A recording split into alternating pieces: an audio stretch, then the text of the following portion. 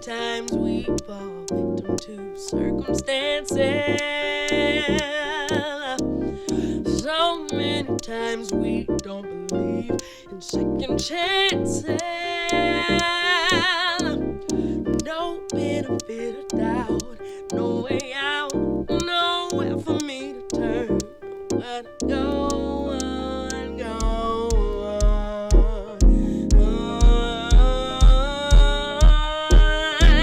Gotta go on.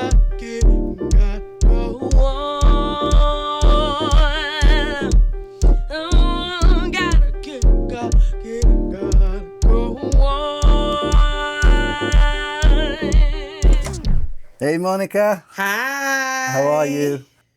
I'm well. How are you? I'm good. This still sounds crazy, right? Right. What is that? 08? That song is I almost think 20 it was years old. 07, I think, right? 07. There was another one on this, 07, okay. Theo's Sound Sculptures, Volume 1. What's the name of the other one? They Say? They Say? Yeah.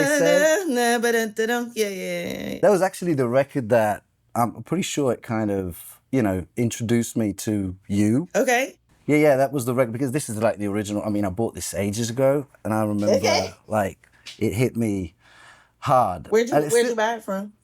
I think I bought it here in Verona.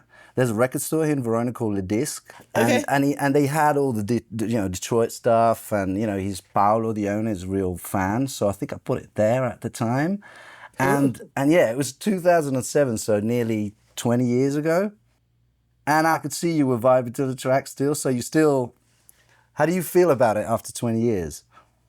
How do you feel about anything after 20 years? Right. I mean, like, I think that I believe as a musician, I'm sorry, I got instruments down here and it's clogging up my flow. I'm trying to. You got instruments there. What have you got? I had a shaker right under here and I Right. couldn't put my feet out and it was bugging me. Right. Okay, there we go. I'm a human now. All right, let's put this down. So, how do I feel about it? I think that all the music I make is kind of a snapshot in time. It's kind of a story about who I am, who I've been, where I've been, what's going on. I like to make music from an immediate feeling space. Like, I immediately feel like this right now. And so it's very cathartic for me in that way. And so I identify with it as I was going through a lot of expansion at that time, and it was really, really rapid. And I've always had a real just kind of like lively personality and been very blunt and straightforward in like the whole thing. So, those two things didn't match the best in the beginning. You know what I'm saying? They didn't really go together very well. And so you make songs like Second Chances. Right. But I started with this because like Theo was the person that, with this record made me, meet you musically. Yeah. And then he was actually the person that made us meet, in real person. life. You remember? Yeah. In real life. That coffee place close to People's. Yeah. Yeah. So at the time, how did that record come about? How did you meet Theo at the time? This is hazy for me. I'm sure because of the level of a huge part of my catharsis is dancing as well. Right. And so Detroit has some of the best dance music. And because I was an artist, there were all types of parties that were happening. The underground scene for parties was really, really cool at the time. But Theo was already like established as a person, as a force, along with other people that are in that scene, other people that I have the honor of being able to be close to. And he just was like, yo, I hear it. Theo's like one of these people that's like, oh, I hear a thing. Let's do blah, blah, blah. And not really like super hands-on. Like he already hears the thing, so he just kind of lets it unfold. And so that was really happened with that record. It was just like, hey, let's just collab. At the time, he had a studio at his house.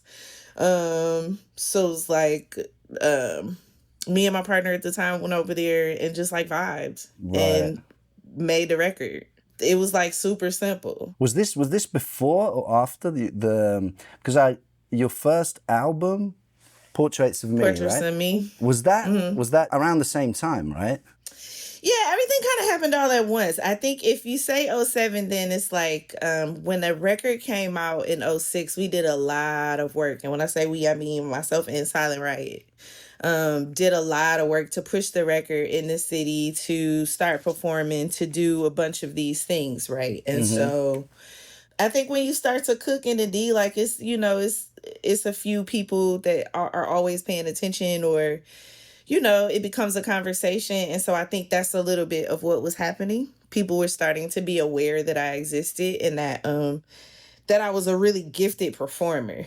I'm really good at performing. Like as a human, I don't know that I'm really great at much, as most humans maybe aren't, but I'm really good at that, Okay. So But you already had, I mean, performing, you had like a band at the time? You were performing live, or how did it? So I grew up as a performer basically, but at that point in time, it was basically an engine. Silent Riot had produced this amazing record on me.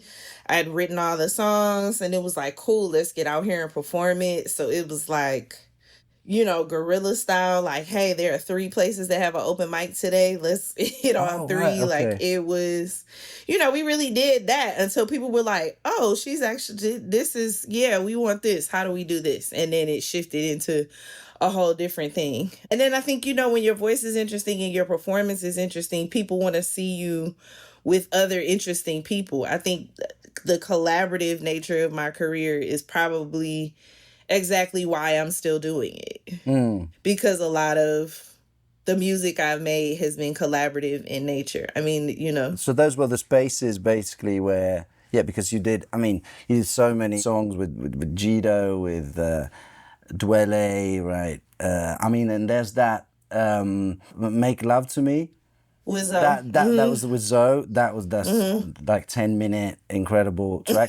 No, really, like that's one of my favorites. I always laugh at that because it's like, if people really knew, like, I'm such a nerd and such a dweeb. I'm a human, so like all these things are legitimate, right? These feelings and emotions that I'm singing about are legitimate, and how I actually feel. But the way I turn beat red when people are like, oh my gosh, that track, and then they go into it and it might be personal, and sometimes I'm just sitting there like, hi guys, oh my God, I'm so glad you love it. I'm so glad you love it like that. And then, but I love that though. I love that people feel moved by it. That's really important to me, for people to feel like a inner tug with whatever it is, So.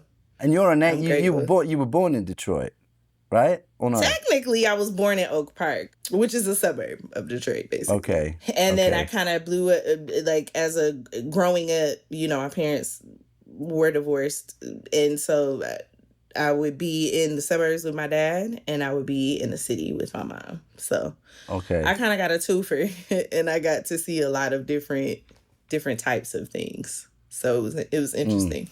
So your upbringing then musically was like, you basically breathing. Breathing. Because first time I came to Detroit, I remember it like hit me hard, in a good way, obviously. But Detroit is a city that's so dense with like talent, right? It's contagious. Yeah, it is, and it feels like there's so many different kind of meeting points, even record stores. I remember the first time I got there at People's, Dion Jamal was working there, and was that the first time you had come? Was that time I met you? No, that was another time. I met you was the second time. The second time I came, I met you there. And then you came to Motor City Wine too. You remember? Yeah. Okay. But the first time, I arrived in Detroit and I went to People's Records, and Dion was there all day, and I basically stayed there all day. And I met with so many people, like Scott Groove, Shigeto, I'm sure they Theo, came in Marcellus, and out all day. Julian, all of it. Just in one day, right? So there are examples of other record stores around the world that have this kind of, obviously, meeting experience. Yeah, but it's I don't know, it feels like people in Detroit actually go to record stores to spend time, right? Not just going in, buying records, and then getting out. kind of thing. I think we're a craft kind of place. I think we like to really be good at our craft because I think Detroiters don't like to be embarrassed. We have a lot of pride, and embarrassment is not really an option because, you know, that makes you feel something else you don't want to feel. You don't want to feel. And we know that the Detroit listener is a discerning listener. They know what they know what they're listening to. So I think we have probably a personal push and passion to make sure like it's right. Right. You know, this is not if it's not hidden nowhere, this is not a warm place to be. I thought it was really I mean, in the people, I thought it was very welcoming, you know.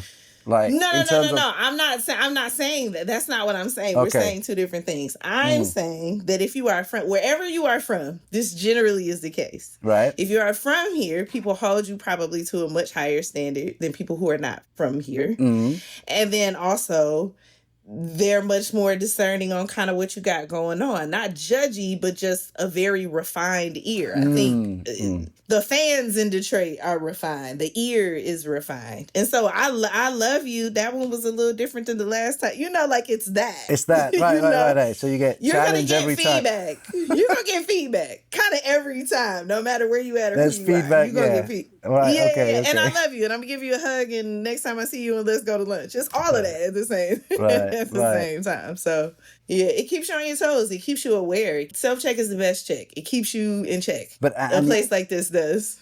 But so you were saying about the collaborative, you know, nature of your career, right? So do you think it would have been the same in another city? You know what I mean? I mean, the fact that it was so easy to be surrounded by people that were doing, you know, kind of the same thing at the same time. You get what I'm saying? So that probably helped. The city helped that kind of journey. Yes and no. Yes and no. I mean, just because I'm kind of a studio rat, I really don't like to be outside like that. Okay. Outside is tough for me sometimes, especially now more so than ever. Right. But yeah, I could kind of like be inside. My main thing is like the inside of recording and writing and like the whole stuff. And yes, I think because you have such a large concentration of those types of people with discerning ears and amazing talent just kind of packed into one place so heavily. Yeah, I think the odds of you stumbling upon somebody are pretty high. But do you always work with that person? No. Are you always going to connect? No. I think some of those things are still... You know, it's like, I'd like to. There's still people on my I'd like to list. And we're really cool. And every time we see each other, we be like, yo. And it's like, yeah, it just hasn't happened yet, you know? Okay. So it's still an unfolding. Like, I think Detroiters have a bit of mystery to them, no matter how they are or where they are or whatever. There's always a little bit of a shadow of mystery because it's like the music here is very spiritual. Even the music that's not intended to be necessarily that, maybe. But the music here is highly spiritual. So I think there's always like this background litmus test of, is that present? And I think you want to make a record when that's present. No matter who it is, but definitely... You know, like, if you're going to make it and it's going to be a Detroit thing, you want it to be the best it can be out in the world. Best competition. So, yeah. And feedbacks. Yeah. Maybe we can achieve minimal feedback. You know what I'm saying? Like, is that a good thing, then, if you don't get any feedback? That's good. No, I mean, it's the simple feedback. Like, oh my God, I love that joint. Okay, right. Cool. Okay, that's like, good. That's what we want. We want consistently right. You know. Okay.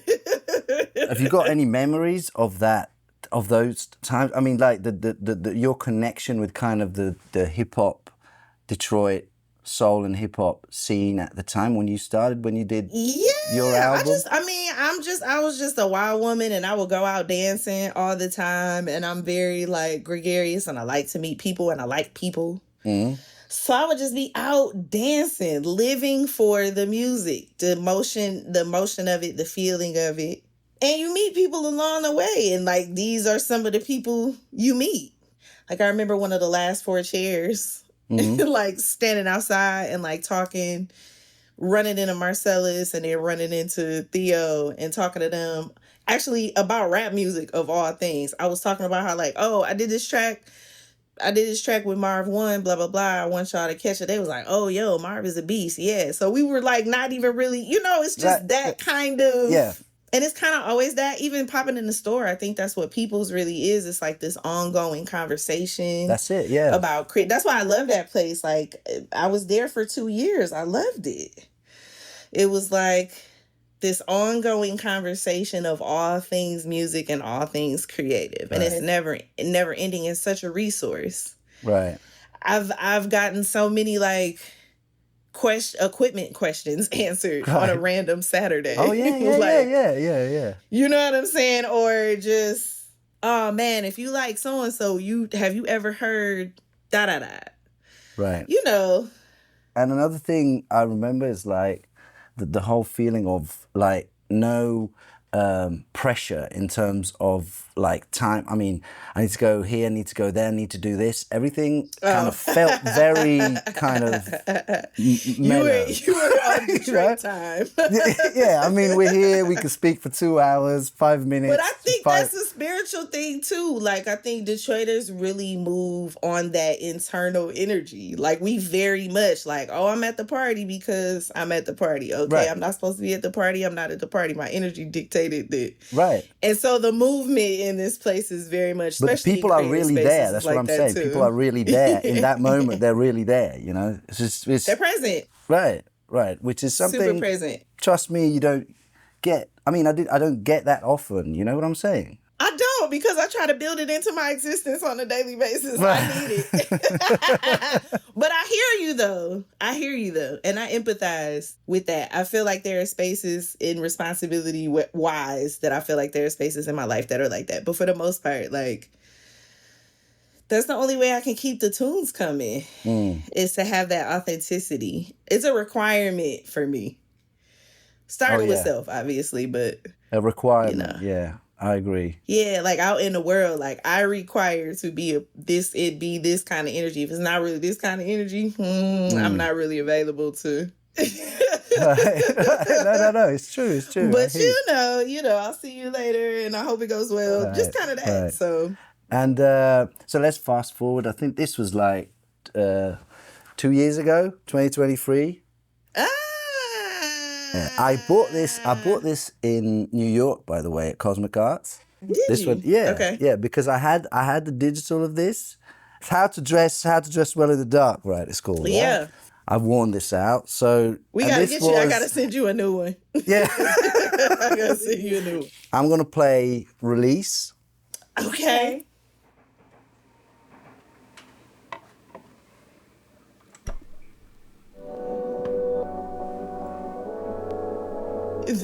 You're literally asking me to do the toughest thing, which is like listen to your own music.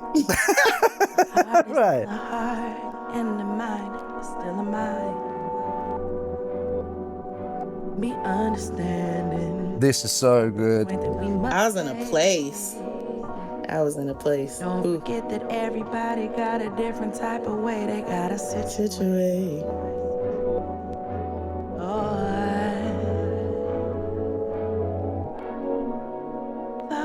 Me if you wanna. Wow. Know that I'm different though. I don't take shit for granted. I dive in deep toes first. Don't tell me I'm so managed. Just 'cause I'm stronger than anything that you handle. Wow. Baby, I'm my own best friend. Fuck with me and tell me I ain't shit, and I'ma tell you the same back. Wow. Just the way you fucking do the shit you do, I'm gonna tell you I can't get with that. You playing me, then loving me, then hugging me, and giving it right back. Wow. I'm not gonna fall flat. Wow, there's a lot of evolution from this space. The mind games, they are insane, and just the way you do the shit you do. I don't understand how you made it this far, fucking with your own damn self. And the way I love you, I'ma tell Yeah, wow. I know about That shit too. Cause I'm crazy than a motherfucker. This song is so hilarious to me. I was reading on the credits, right? And there's Mike Pato and Tony Economides on this track. And so I was wondering, I mean, it made me think of, Phil Asher, Restless Soul, or, that kind of West London scene. So I was just wondering, did you record some parts or some songs in London, or how did that connection happen? It was the record. So Des wanted to make a record with me. Right. I was not living at home at that point, but I was planning to come home. I kind of needed, I was trying to figure it out. So I was like, cool, let's make this record. We were making it with Amp. The movement of it and how it was moving just was like, I didn't fully understand it. I just didn't understand the process. And so like, I was like, Kenny, I would love to do this record with Des. I was like, but I have something inside of me I need to kind of get out like right now. Like I have a record that's here that just need to happen like right now. Can we do that? Can we do that? And he was like, yeah. And I was like, okay, cool. And like Whit was there and he played me a bunch of stuff. And I was like, okay, boom, boom, boom, boom, boom. We kind of held up in there for like 2 weeks, like not a full 2 weeks, and just kind of, we did like one to 3 takes of each song, pieced it together. But mostly it was like, we would have like one major take and then we would have 2 other ones that we would pull pieces from. Maybe I would do some harmonies on it. 2 weeks, it was done. But this was in Detroit. 2019. This was in Detroit. And I didn't know them. I literally just heard this music and was like, oh yeah, I jam with it. And he was like, okay, cool. Oh, okay. And it wasn't until much later that I met them when I started doing the stuff with Foliage. And I went to Ireland to work on a project that's a sound signature project. Yeah. And then I went over there and I was like, hey, like, I'm here, would love to do something. And that's when I met Tony. Oh. And worked on some music with Tony in person. So I just let it go. Gotta let it go. I gotta let it go. You don't understand that I just wanna be the brightest star inside your heart. So I was just wondering about this kind of connection, because there's another track that I played a lot, which is on this album, the BB Boogie, Sweating and Shaking on the dance floor. You remember that? I love Daz, yo. Yeah. And I love this record. I was living in Atlanta at the time. Okay. Oh my God, that was such a fun vibe. Yeah. And my soul shot and then I digging in the sweat on the dance floor. Yeah, that one, yeah. Yeah. But were you familiar with like Bugs in the Attic and that West London scene? Because of Daz, it's like when you go, I think every place in space has places in spaces. You know what I'm saying? So when you go to Atlanta, you like meet the Atlanta people, and then eventually, if you've been in Atlanta long enough, then like you're introduced to like Daz. Because Daz was there, right? He was there. Daz was there. Oh, Daz was there. Okay. He was there. And it was like, I knew him from before. I knew him from other stuff. I think I'm pretty positive he was affiliated with some house something at some point in time. And I'm sure that I met him probably quickly before that. But then when I moved to Atlanta, I would like go to events at the Space. I would see him. Like, it was cool. And he was one of those people that's like always like a landing point. Like, I really went to Atlanta with not a pseudo plan. So it was like people that were grounding were really important to me. Well, you lived there. Time. You lived there for a while then. I did for like about 3.5 years. Okay. It was great because it was the beginning of me making music the way that I'm making music now. So like all of the acapella stuff and me leaning into producing and shifting all of that, which took a long time. It took a long time for my ears and my heart to adjust to it. But yeah, that time in Atlanta really was the shift to what I do now. So before, you mean it was just mainly kind of just singing, and then you got into kind of more of the production part? Is that what you're saying, kind of thing? I think the way yeah, sort of. I think the way that I saw voice as an instrument changed. Because I think there's this, and it's, you know, shout out to Sassy Black Cat. She did a workshop here, and she spoke to this, and it was great because it was the first time I ever heard it said out loud. But like when you sing and you make and you tell people you make music and you tell them you sing, the next thing they ask you is what? What instrument do you play? Right. That's the next question they ask. Right. And it's like, what do you mean? What do you mean? It is an instrument. The original instrument. Right. That's the one I play. Right. Like, what are we talking about? Right, right. And so I think that was always daunting. That felt limiting. Or it felt strange to some degree for me to just kind of be like, okay, like, maybe this isn't a space I should be in, or how do I actually want to be in this space as this person who believes in voice this much? And so it took me into like an a cappella world that has been great. And now that I'm coming out of it into another space, there are all these a cappellas that I have that are like incredible that I'm able to kind of go back and listen to and like build on. So yeah, Atlanta really was the quiet time away from Detroit that I needed to be able to do that. Okay. Yeah, so when I came back and did that record, I was like a machine. I just kind of came, it was like boop, boop, boop, boop, boop, boop, boop. Oh, you done. came back and you did that record. Record done. That's what happened. Wow. So, because I was like, yo, yeah. And the reason why you moved back to Detroit, was it? That my time was for what I was doing and what I needed to do. Done. It was over. It was over. Right, right. It was over. It was over. I had an amazing gig, but it was over, and it was too.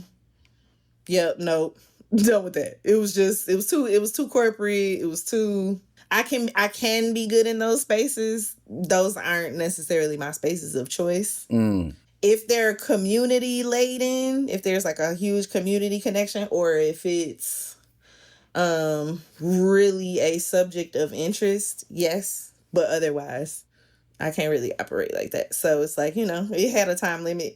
Right. Time expired, right. Yeah. And I really kind of came home as a transitional thing because I thought I was going to move to California. And that just didn't happen. Okay. Which I'm kind of glad it didn't, actually. Because of the timing. Because then, like, you know, everybody know what 2020 was. That shall remain nameless. So it was like, timing-wise, it was good that it worked out the way it worked out. And you were saying, we were talking about that project, that the Island and the project, the East-West Assembly. Yes. Yeah. But how did that, because you met, it's Frawl, right? Frawl. How did that happen? So when I did the show at Rex with Mahogani Music, with Moody, he reached out to me then. I think Fraud just pays attention to what's going on with music, period. Right. And just, you know, and is invested in it in that way. And so apparently he reached out to me then. I didn't really get it till I came back because I think he was trying to kind of intercept and be like, yo, hop on a plane and come to Ireland real quick. But that's just not how it happened. So I came back and he was talking to me. He was like, yo, I have these records I think you'd be perfect for. Would you be interested? I was like, send me something. And I was like, yeah, I'd definitely be interested. And so at first it was just like hey, like, you can send me the money to, you know, record here, and I'll record them and we can go back and forth and that'd be cool. And he was like, well, would you want to come to Ireland? And I was like, yeah. So you just went? Then I went to Ireland. Yeah, I just went and recorded these songs. Like, I remember there was, he sent me like the very beginning, there was like 4 tracks. And I remember, it was probably one, like Spirit, just. And then it was. Yeah, there was more kind of a disco kind of. Yeah. And then Spirit was the one. And then he told me like recently there's like 11, 12, I mean there's a lot now. So it's like a body of work. It's larger, yeah. And it's going to be on Sound Signature, right? Yeah. But you went I think I saw recently you went back, you did a live with them, a gig recently? I was supposed to do a live show with them and a family thing happened and I couldn't go. Oh. And so they had an amazing show. I've seen some of the footage. I haven't really had a chance to repost, but I've kind of been like working through those things. But also there's always a blessing in all of it. So it's like it unfolded in some still really cool ways. As much as I was like, I did everything and I was like all the way up to get on the plane and I was like, It was a little bit of a bummer, but it's evolved though, even from that. That's why I'm excited for this next trip. There's some really cool things that are planned and happening. I don't know.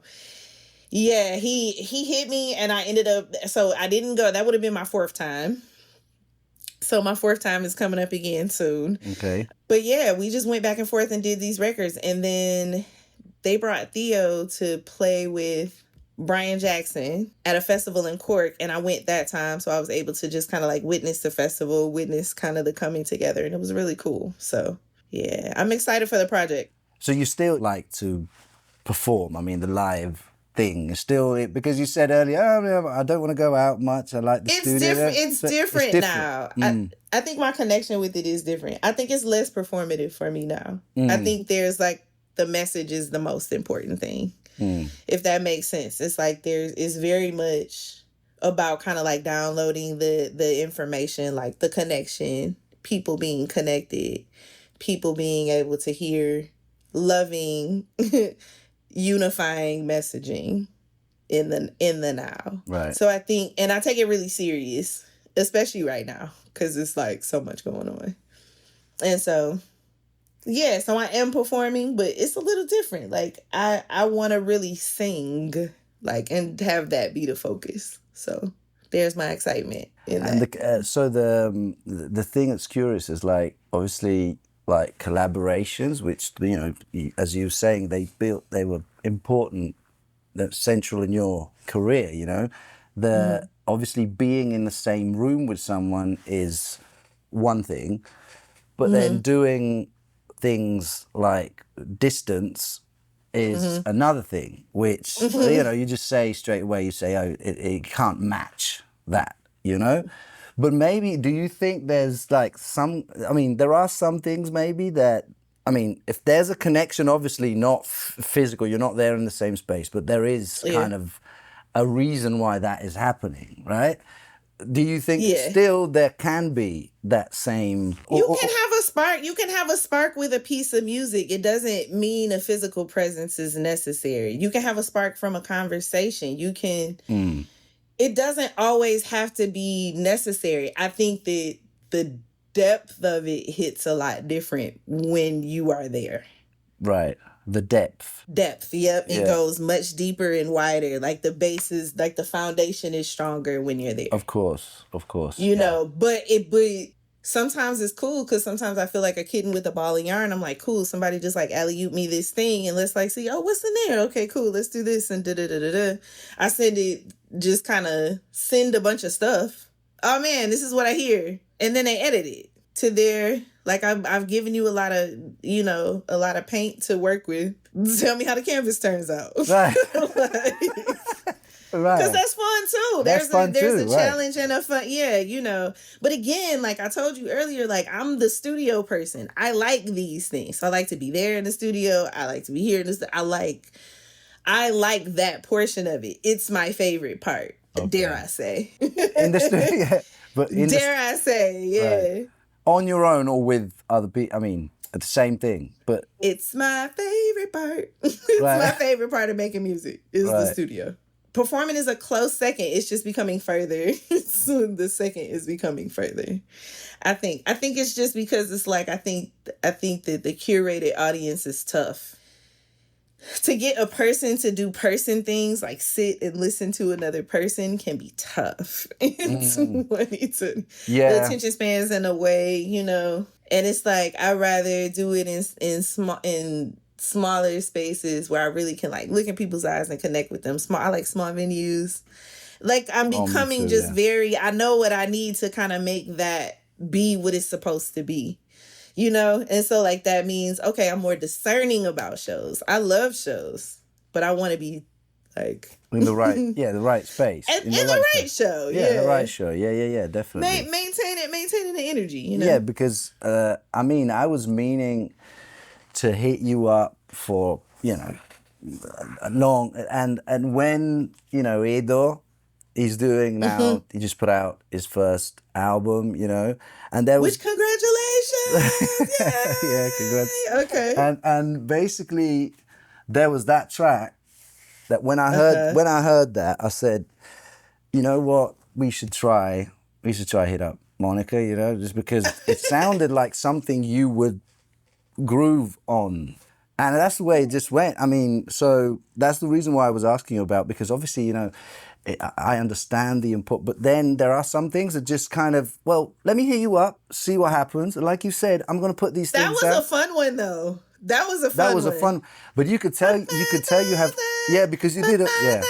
All these lines, right. Yeah. And we were talking earlier. You were saying about the voice being an instrument. You did that on that track because it was like, it's not like a classic full vocal track, right? But you did all these things like, you know, mimicking the bits and, you know, parts of the music basically with the voice. You know, that is just something that you did that then who did that track says, okay, I can use this here, I can use this there. It's like you said, painting a canvas with new elements. So, you know, sometimes it's just like you said, it's fun.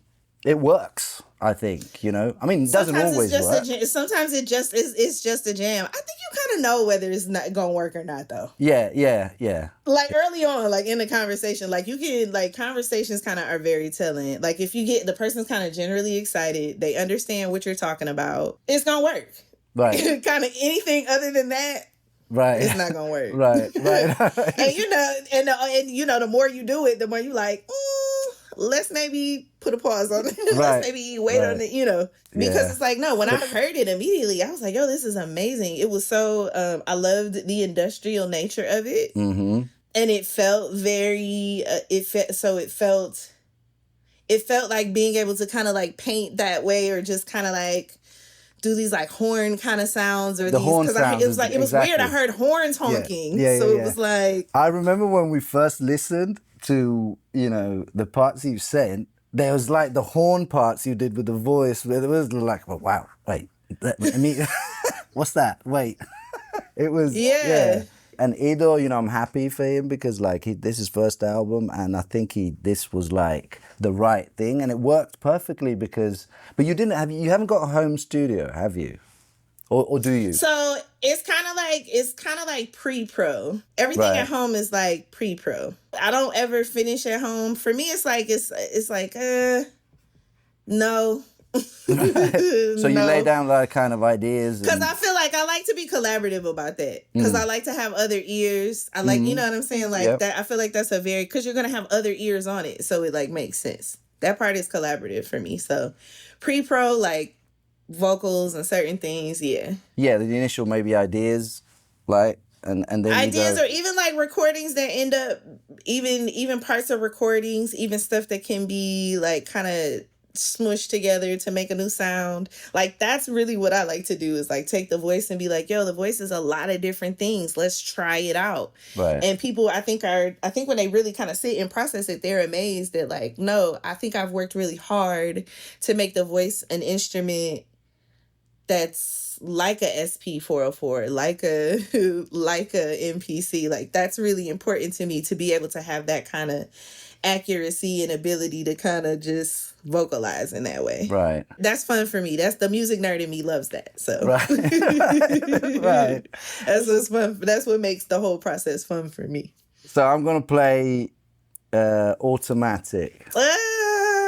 I don't even think I've heard this 10 times yet. I need to send you, by the way, I need to send you. I was gonna say, I need to send you some. I can't wait. I can't wait. Okay, cool.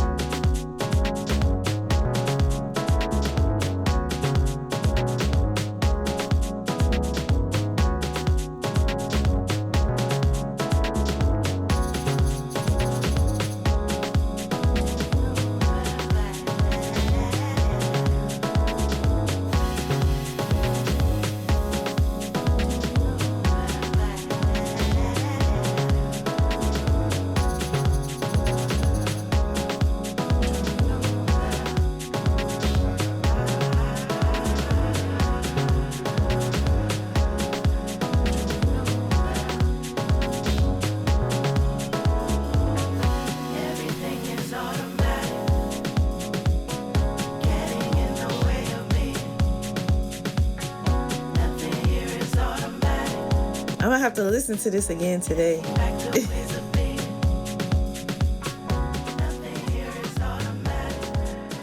The ta-ta is the there's like the horns. Yeah. I played this out a lot. Oh, do you? Yeah. I love That's this. That's what's up. No, yeah. It was one of those where it was like, yo, I get to play Legos. I like playing Legos with the stuff that people send me. Like, let me see how I can feel a lot of these different spaces differently. Let me just see where my mind takes me, do a thing. Like, hey, and you have at it. Playing Legos, you said. You play Legos with it. Right. Like, you know. It was great. I mean, it was so kind of, even the first time we met, you know, everything has been so just, you know, natural. Super you like chill. this? Yes, let's do it. Okay, done, you know? He was like, yo, I had an idea. I got this. He's got this. What you think? Yeah, sure. Let's go. Cool. Right. Yeah. Right. Yeah. And as I think it should be. I don't think making art should be stressful. Let me say it like this. I think to make art is a stressful thing in a good way. Yeah. It's like in a good way where it's like you're pushing to bring something into the world, but I don't think the parts around it should be so stressful. I think like the sweat and toil should go into the work. Everything else should kind of be, yeah, cool, let's do this. Right. No, I agree. I totally agree. Yeah. I totally agree. Yeah. If it don't feel like that, I'm like, right. I don't want to do it. No, right. okay. No, I totally agree. So yeah, like I said, I was really glad we did this, but other things are gonna come, I'm sure. And I'm gonna see you very soon in London, right? That's kind of a big. That'll only be my second time in London. Second time in London. But have you met Digo before? No. Is that the first time? I'm excited. Okay. I'm excited. That's good. That's gonna be lots of magic. I'm like, ooh, this is gonna be super magical. And who I can tell you, the sound signature, because I read like sound signature voices, right? It's you. Yeah. And Idea and Khadijah Grace. I did right. Okay. Yep. Okay. So that's gonna be That's gonna be amazing. Very dope. So I'll say hi from the crowd. Yeah. I'm in the second or third row. So you'll see me. Yeah. This is gonna be a vibe. Like I've been very excited about this kind of like from the beginning. And it's one of those things that feels like, oh yeah, cool, yeah, let's do it. It has felt very much like that the whole time. So your approach is the same. I mean, you know, does it feel good? Yes, let's do it. It don't feel good. I don't want to do it. I mean, because it's my art. Like I have to be, because I feel like when you're making art, that's the most vulnerable portion of yourself. So you have to be in a situation where you feel good. Because if you don't, you'll mess it. It won't go right. It won't go right. Yeah. You'll be like, why is my voice? I don't know what's going on. Why am I doing this? Yeah, no. It has to be like, nope, this makes sense. Right. Okay. Yep. Yeah. Well, Monica, thank you. Thank you so much for the chat. And it's been my distinct pleasure. Yeah, and it flew. I mean, it's like really, everything went so quick. So cool. So thank you again. And I'll see you soon. See you soon, and keep me posted. And then I need to send you my address. I need to send. Yeah, you send me your send me your address. Yeah, so that's it. Okay. Yeah. Okay. All right. Bye.